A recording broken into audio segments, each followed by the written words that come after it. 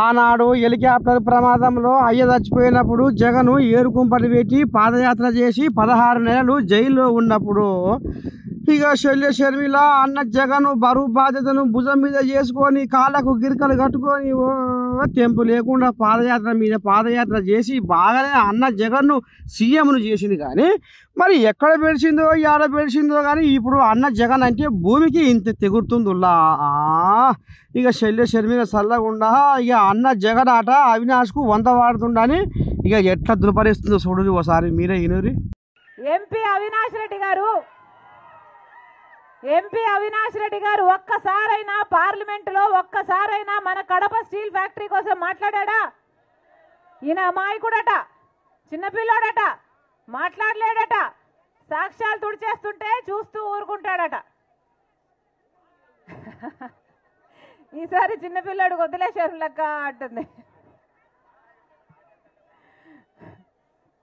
అమ్మా వీళ్ళు చిన్నపిల్లలు కాదు, వీళ్ళు అమాయకులు కాదు. అన్నా హత్య జరిగిన రోజున మాకు కూడా తెలియదు ఎవరు చంపారు.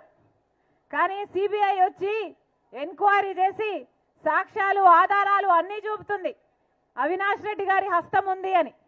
గూగుల్ మ్యాప్స్లో అట హత్య చేసిన వాళ్ళు, హత్య చేయించిన అవినాష్ రెడ్డి ముందు రోజు కలుసుకున్నారు ఒకే లొకేషన్ చూపుతుంది, ఆ రోజు కలుసుకున్నారు ఒకే లొకేషన్ చూపుతుంది అని సాక్ష్యాలు బయట పెట్టింది సిబిఐ.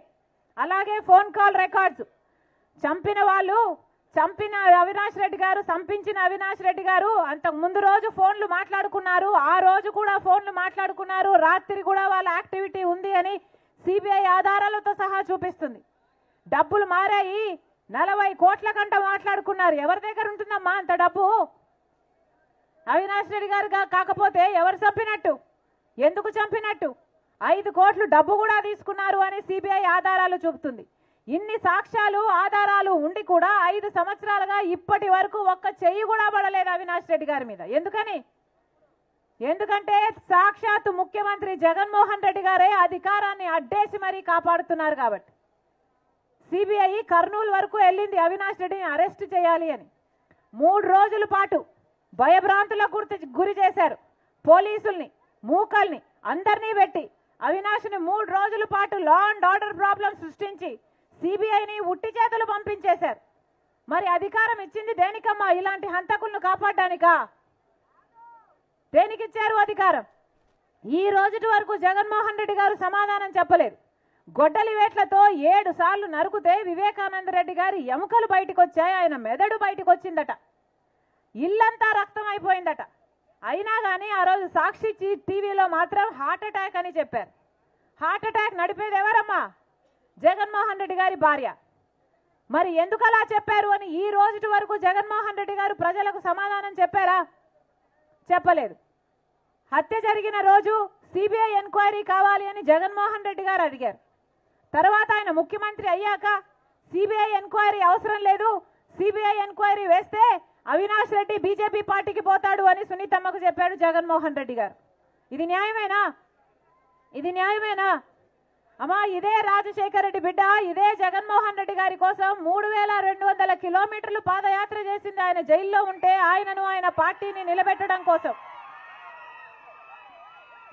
కానీ ఈరోజు ఇదే షర్మిలమ్మ, ఇదే రాజశేఖర రెడ్డి బిడ్డ ఇంత అన్యాయం జరుగుతుంది కాబట్టి ఇతను వ్యతిరేకిస్తుంది. నేను రాజశేఖర రెడ్డి బిడ్డను, పులి కడుపున పులే పుడుతుంది, దేనికి భయపడేది కాదు రాజశేఖర రెడ్డి బిడ్డ.